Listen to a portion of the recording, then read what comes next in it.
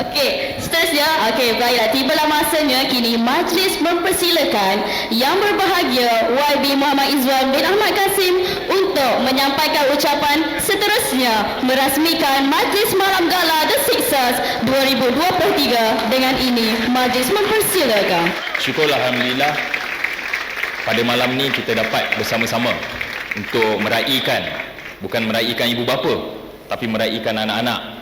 Macam tadi kita beritahu, kalau tengok pakaian ibu bapa lebih lagi daripada anak-anak.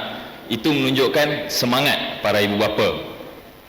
Alhamdulillah, kalau anda kata ini sesi yang pertama 400 orang, ini sesi yang kedua. Kalau tengok daripada ucapan guru besar tadi, dah macam dia yang bertanding pilihan raya.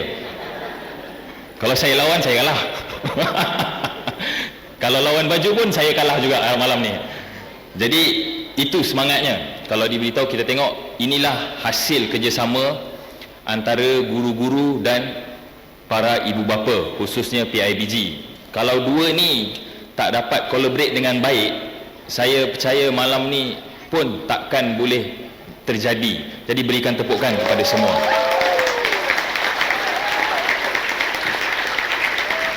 Masih pada semua. Jadi kalau kita tengok petang tadi lebih kurang dalam pukul 2.30, saya bersama dengan pegawai pendidikan daerah. Antara beberapa isu yang kami bincangkan, kalau maklumlah di Kota Damansara ni dia kira consider paling hujung. Kalau daerah paling utama ni dia paling hujung sekali. Jadi menjadi kewajipan kepada saya untuk memastikan sekolah-sekolah di Kota Damansara, khususnya di Seksyen 6 ni, tidak tertinggal atau terlepas apa-apa. Kalau ini merupakan perjumpaan atau kali ketiga saya bersama. Bila kali pertama saya diberi amanah, saya membuat pusingan bersama di sekolah-sekolah. Untuk apa saya buat pusingan ke sekolah-sekolah terlebih dahulu adalah untuk mengenal pasti apa masalah yang di sekolah-sekolah alami. Sebab apa? Kita nak kena pastikan anak-anak ni nasibnya terbela, satu. Yang kedua, keselesaan mereka. Sebab kalau kita tengok, mereka ni merupakan aset-aset, terutamanya anak-anak kita ni. Saya sendiri anak merupakan tahun ni akan masuk darjah 1. Jadi mereka sendiri merupakan aset masa depan. Kalau kita tengok kita tengok apa yang jadi bila mana kajian DOSH, bila mana ketika tahun 1970, yang mana kalau anda kata ibu bapa yang mempunyai anak, khususnya di kalangan Melayu, purata mereka mempunyai 4 orang anak satu keluarga. Kalau anda kata Indian lebih kurang 5, kalau Chinese lebih kurang 3. Jadi paling latest tahun lepas kalau kita tengok, purata keluarga Melayu anaknya 1.5, tak cukup 2 pun, 1.5 purata. Itu kalau Chinese 1, Indian masih 2. Jadi apa yang kita lihat dekat sini? Jumlah aset masa depan kita makin mengecil. Mak saya sendiri 10 adik-beradik. Saya ada lebih kurang 6 adik-beradik. Anak saya baru 2. Nampak tak jumlah tu makin kecil, makin kecil. Kita menuju ke negara menua, bila mana aset-aset kita pun makin mengecil. Sebab kita tahu bukan mudah dengan dalam keadaan sekarang untuk membela ramai anak. Walaupun orang kata anak tu merupakan rezeki, tapi dia juga memikirkan kira-kira juga pengiraan-pengiraan apa yang ibu bapa mengirakan. Sebab tu para guru-guru ni perlukan sokongan daripada ibu bapa. Sebab kita nak mereka ni, aset kita ni ialah yang masa depan untuk kita memastikan mencorakkan apa jadi pada negara kita. Itu yang pertama. Tak campur pula kalau anda kata sekarang ni dengan influencer kanan dan kiri yang baru-baru ni pun, dia katakan sekolah ni tak relevan. Saya pun tak tahu macam mana dia boleh cakap macam tu. Mungkin bagi dia tak relevan dia pergi sekolah, sehingga dia diberikan untuk bercakap seperti itu. Sekolah adalah tempat membina sasiah, pelajaran dan adab anak-anak kita. Sebab tu tak kiralah sepandai mana pun, adab dan sasiah mereka ni sangat penting. Sebab tu kalau anda kata saya ucapkan terima kasih berbanyak-banyak, bila khususnya kepada guru besar yang sangat aktif pelbagai program daripada tahun lepas sehingga hari ini, cuba perbanyakkan supaya anak-anak murid ni seronok berada di sekolah. Dia bukan hanya datang ke sekolah ni bukan sekadar semata-mata untuk belajar. Itulah tempat mereka bermain pun. Kadang-kadang ibu bapa saya pun maklum juga. Ibu bapa pergi sekolah belajar, jangan main-main. Kan? Itu antara pesan awal. Yalah, sebab apa? Mak bapak kita pun pesan benda yang sama. Pergi sekolah belajar betul-betul, jangan main. Kita pun pesan yang sama juga. Tapi bagi pendapat guru besar pula, waktu belajar kita belajar, waktu mereka main kita kena bagi mereka main, sebab ini ialah memori mereka. Jadi kita tengok ini ialah peluang mereka. Ada yang darjah 6 akan mula memasuki darjah 1, tingkatan 1 pula. Yang ini akan di mana mereka pula akan masuk zaman teenager, remaja, zaman remaja. Yang itu akan ada jiwa memberontak pula di kalangan mereka. Jadi yang ini pula macam mana? Sebab saya sendiri pun anak baru darjah 1 paling tua. Jadi saya pun tak pasti lagi kalau anak saya macam mana bila masuk tingkatan 1. Hopefully semuanya baik-baik belakalah.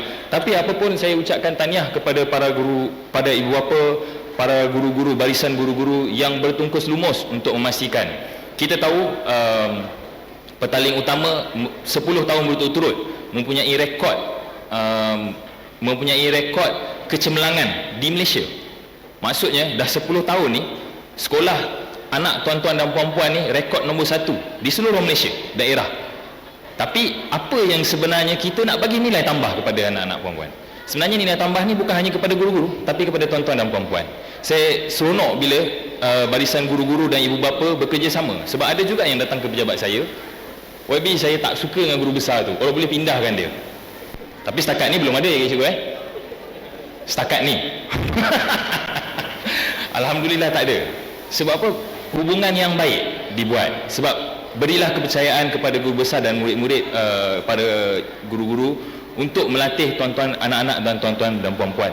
InsyaAllah saya percaya dengan pengalaman yang barisan yang ada sekarang ni, saya percaya anak-anak, tuan-tuan dan puan-puan berada di tangan yang baik.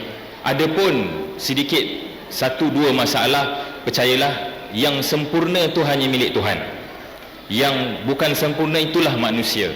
Mungkin ada sedikit sebanyak kita boleh memperbaiki di masa akan datang, tapi bukan bermakna kalau anda kata ada kesilapan tu, itulah menyebabkan mereka manusia, dan itu jugalah yang akan memperbaiki kepada mereka.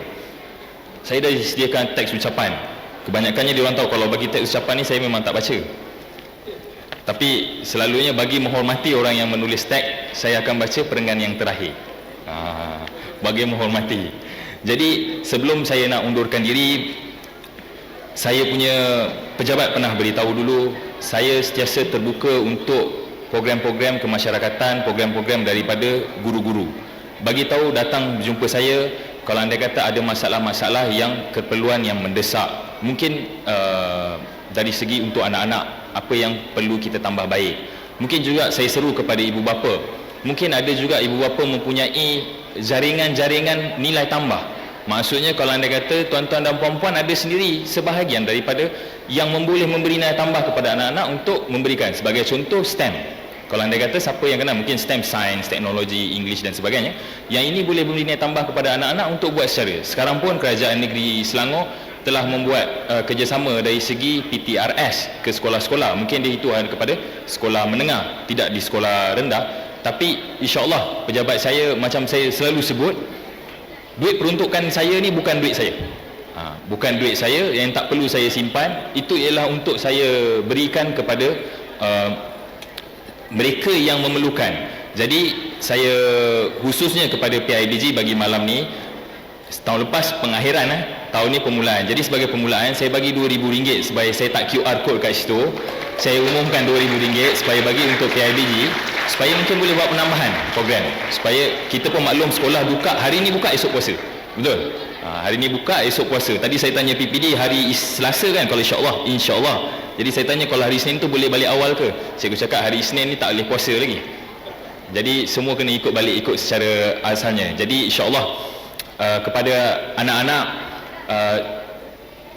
pakcik lah, saya consider pakcik. Pakcik tinggalkan sedikit pesanan. Jika murid mendengar kata, tidak guru berkata cela.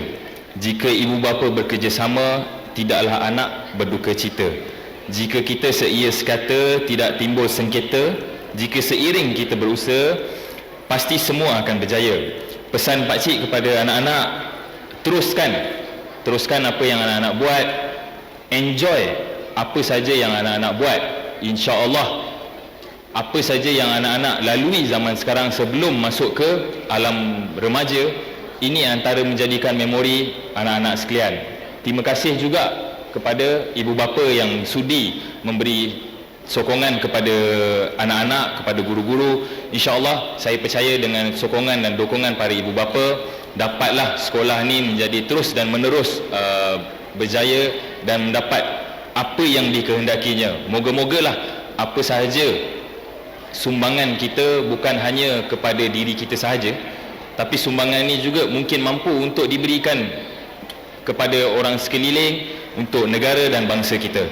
InsyaAllah dengan lafaz Bismillahirrahmanirrahim, saya merasmikan Majlis Makan Malam Gala SK Seksyen 6 Kota Damansara bagi sesi 2023-2024.